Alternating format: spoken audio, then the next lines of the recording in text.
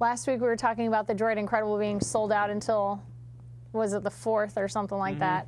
Now it's backed up to the 14th. So the Incredible is still sold out. Oh, disappointing. Disappointing, but only for online. Yeah. Only for online. Like, if you really want one, you can go into a brick and mortar store, which, who does that? Yeah, I don't know. I can't remember the last thing I bought, like, in a real store. I did buy my phone in the store, so. Did you? I mean, you got to go on the first day, and it's exciting. Tactile. You gotta, yeah, exactly. So you like went in there and were like, I gotta check this phone out. Like, you weren't sure if you were gonna buy it. I was sure I was gonna buy it. So then why did you just buy it online? Oh, I don't know. It doesn't make any sense. Yeah. You just want the Evo, don't you, Jeff? I do. You know, I would go for one. I don't want to change. I don't want to change from Verizon though, so I gotta. Yeah, I'm the resident Evo champion on this show. Like, I'm like, I can't wait to get my Evo, but that's because I'm already on Sprint and I have a Palm Pre, and it's pretty much at the end of it. It's dying a slow, sad death, and then being absorbed into HP. So, but yeah. So if you want an Incredible, online is not the place to buy it. So you're gonna want to either go into a store and get one, or you're just gonna have to wait. Or you can just wait till the Evo comes out. I know, a whole week. It's tragic, yeah. Tragedy, I know. All right, our next story is that, surprisingly, the oldest Android firmware is still the most popular. Yeah, just barely. I remember seeing that article. It's close. Yeah, it's close. It's really close. You know what's actually more shocking about that is that 2.1 is pretty much completely taken over 2.0. Like, 2.0 is like a very small fraction of phones. Yeah, like they were saying that that I guess a lot of people, like 90% of Samsung Moments, were running a non-current software version. And so for Motorola and the Droid, like, that was really amazing that they had gotten most people off of 2.0. That's what was shocking to me. It's like they actually made that upgrade work. I mean, look at Internet Explorer, like, who still uses 6? There's still like a vast number of people using like 10-year-old software or whatever. Yeah, and so the fact that they just have, they don't want to upgrade it, they don't like change. And so, I mean, that's pretty amazing. But yeah, I guess the Android 1.5 is still the most widely used firmware version for devices that access the market. And Google's latest platform version breakdown came a few weeks after the latest report, and it's the first official report since the Droid got 2.1, and I guess 2.1 is now on 32.4% of devices. But then apparently we're going to be getting 2.2 in like a month. So hopefully we can continue this trend of moving everybody up. Just getting everybody. There's always going to be the hardware limitations, but within that, we're going to see some drop off, I think, with 2.2. Like, especially because 2.2 Froyo is going to have Flash. Yeah. And I think like the G1, and they're just not going to handle it. Yep. So so pretty good on the old Android firmware. We're finally kind of saying bye to that, which is good. Something that I thought was really interesting, a news story that I was kind of not necessarily confused about, but I just thought it was kind of odd, was that Adobe employees, we're all aware of Steve Jobs' hatred for Flash, but apparently Adobe employees are going to be getting free Android phones. And so the whole Flash versus Apple debate has been, everybody taking shots at each other.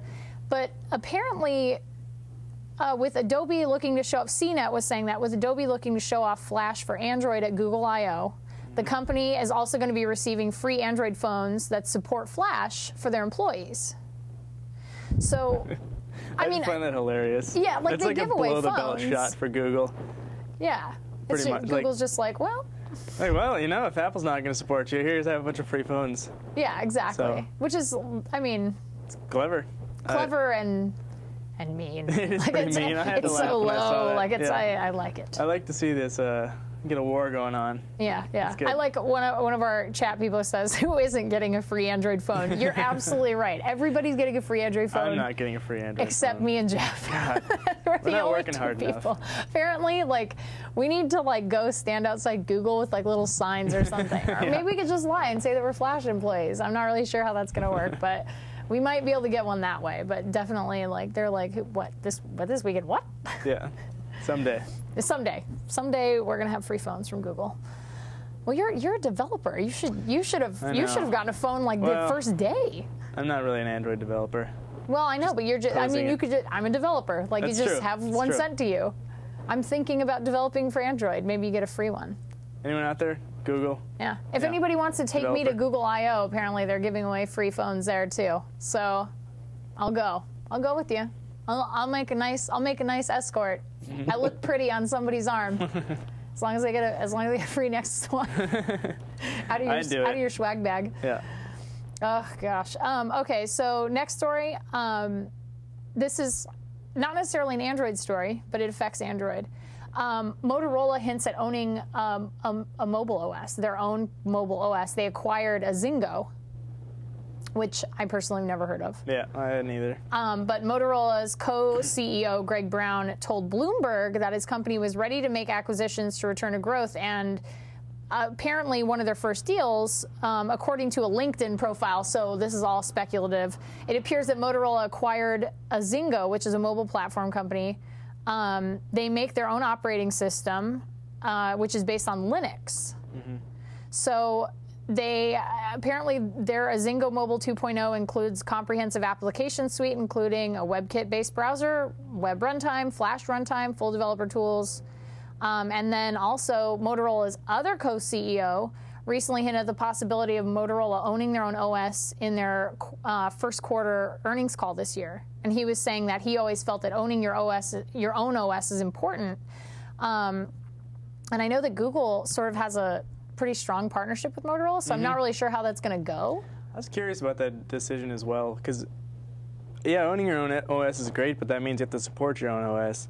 And Motorola does a very good, well, so far they've done a pretty good job of doing the hardware side of things, and then software-wise, I can't think of anything spectacular that they put out for mobile phones. But Android-wise, well, you're holding one for mobile phone, hardware-wise. Right. Why would they ever want to say, well, we released that Droid, and I guess it wasn't all that successful? Like, that's one of the most successful mobile phones ever. Yeah. Like, why would they? I don't know. I mean, I guess they probably just want to control it, so they have the whole vertical alignment of, we own the hardware, we own the software, we own the apps and that sort of stuff. But it's puzzling to me that they would do that. I think what do I know? But I think it's kind of a poor business decision. I think they should probably throw their chips in with the Android stuff, and then build good hardware. I can't imagine why they'd walk away especially after the huge success of the Droid. Yeah. I mean, but given that they're both Linux-based, it's possible there could be some overlap in ability to port apps between the two pretty easily. Maybe. It's hard to say.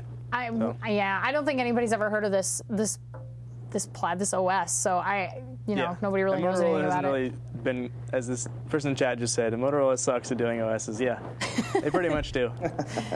So, and then, all right, so we'll get away from that. If they start doing anything important, we'll bring it up on the show.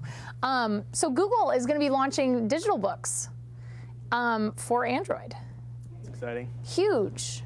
Big deal. I kind of wish Mark was here to talk about the book side of this as an author. He would be pretty into that.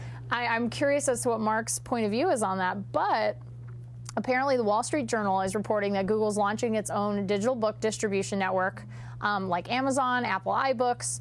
The service is going to be called Google Editions, and it's looking to launch as early as late June or July. It's going to be a really tough market for them to break into. But if anybody's going to be able to cut a swath in that market, it's going to be. Yeah.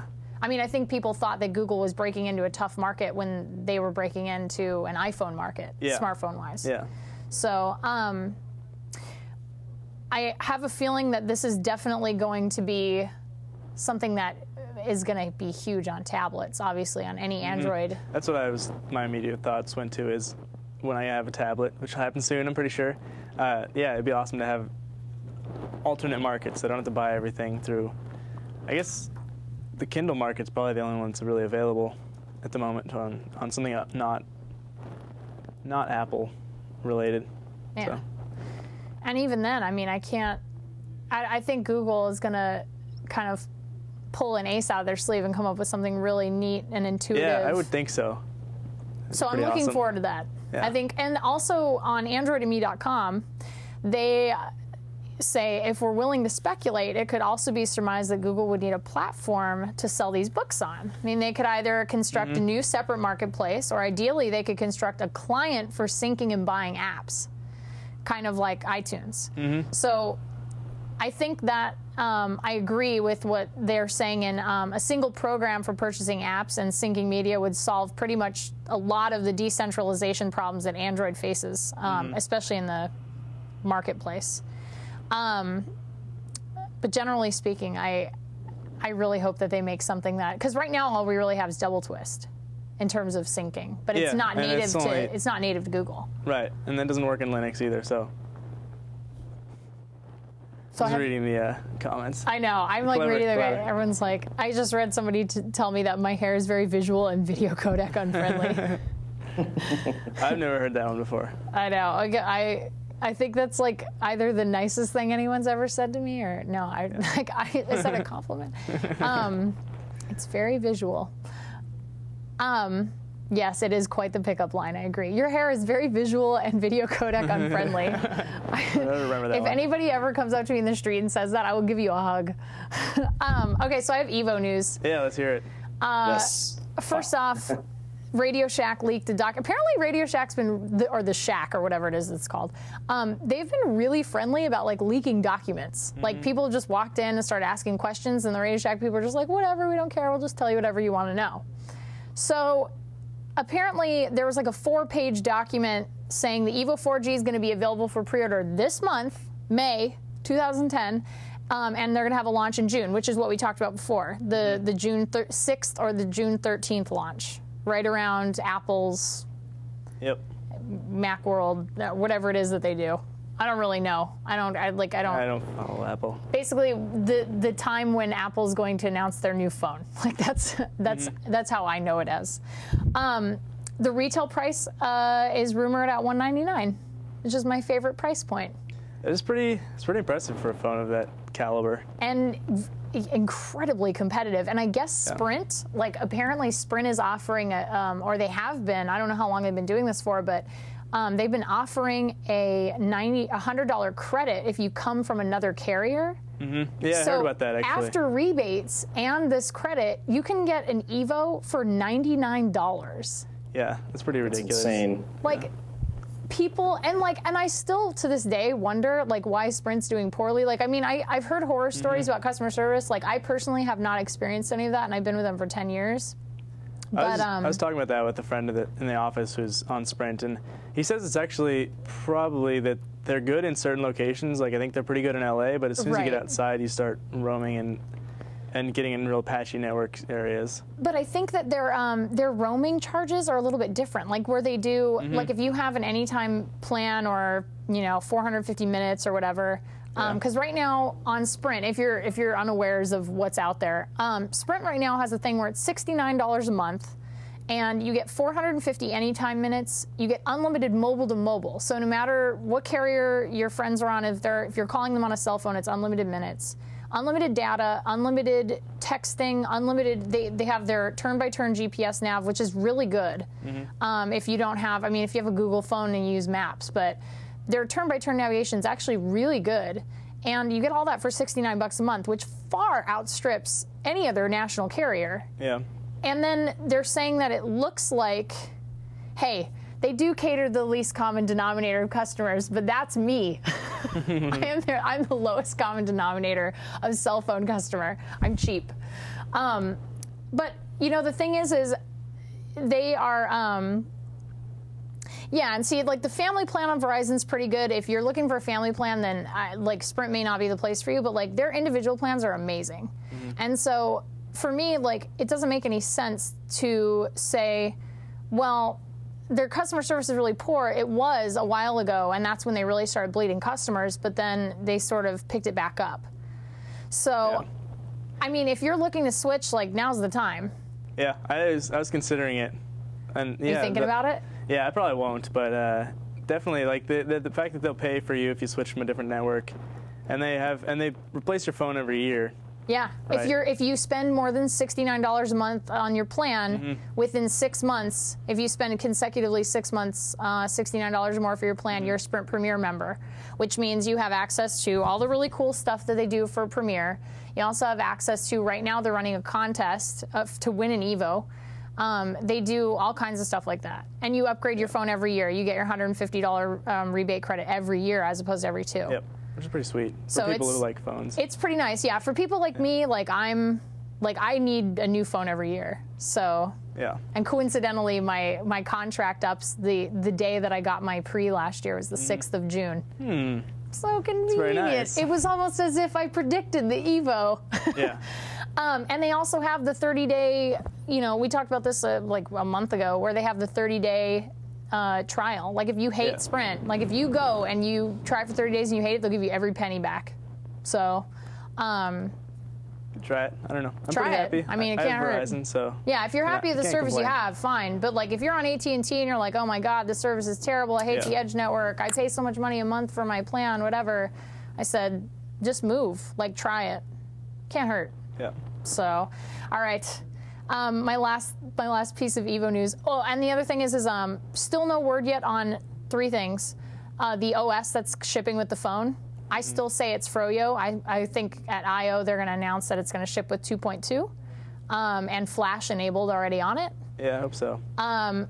There's also no word on any additional fees for the built-in overdrive for the hotspot or any 4G data plans. So I've heard from certain people that there won't be an extra charge for 4G, but there'll be a charge for the hotspot.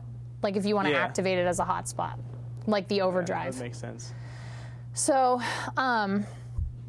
yeah, I mean, if you're looking to switch, now's the time. Okay, so I'm a little bit upset. I want to talk about this, and you guys are going to be like, this is so petty.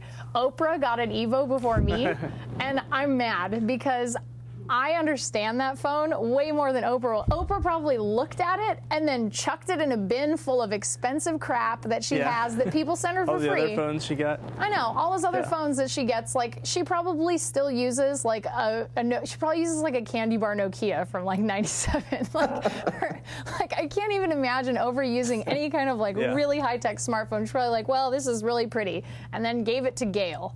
Like, so I'm really mad at you, HTC, because you did not send me an Evo before Oprah, and I understand that Oprah might have a little bit more of an audience than our show does, but I just wanted to say that I saw her talking about the stopping texting while driving campaign and everything, and she just like pulls out an Evo, and I was like, you have got to be kidding me.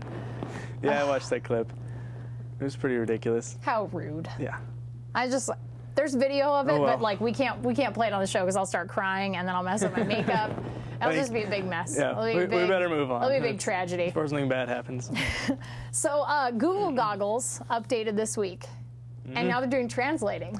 Yeah, I haven't had a chance to try it out yet. You can now go to your favorite brothel in France and like take a picture of a sign, and it'll tell you everything you need to know. That's pretty exciting. So cool. Yeah. Love that.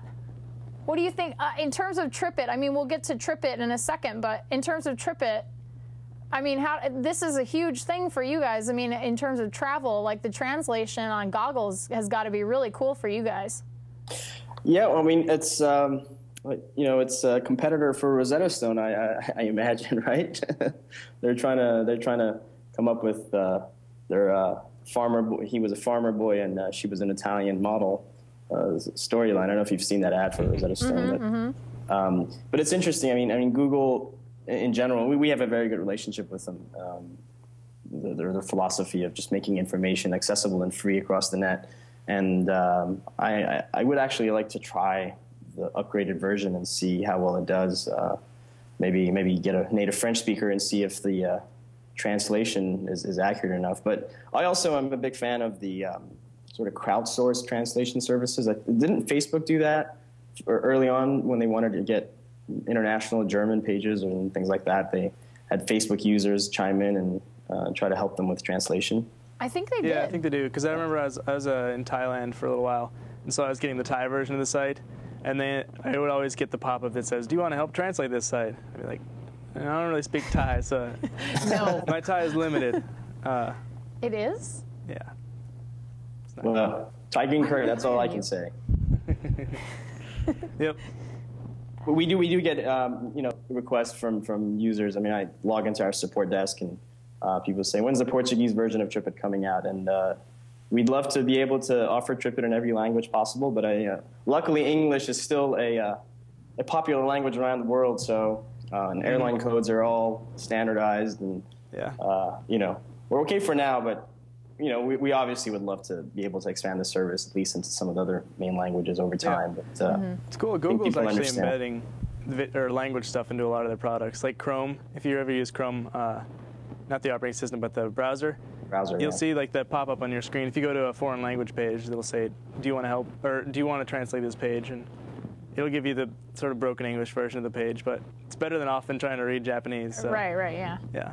It makes for good entertainment. I sometimes read German car magazines or car blogs, and they have a Google translated version of the German article, and it does make for interesting sentences every once in a while, given that their verbs come at the end of their sentences. So if nothing else, it's also entertaining. But I think it's just going to keep getting better and better, and if it opens up to people helping refine the algorithm, so to speak, it could be a pretty powerful player, frankly. So, I wonder if they're going to include Easter eggs in the future, like on Facebook, how you can like change your language to pirate. Yeah. Like I wonder if Google Goggles will be able to translate like written already. pirate.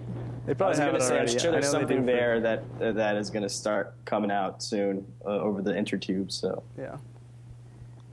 So last thing that we'll talk about, and then we'll get into this. We have the clip ready in a little bit, and then but the last thing is still no Android tablets, like really viable competitors to the iPad.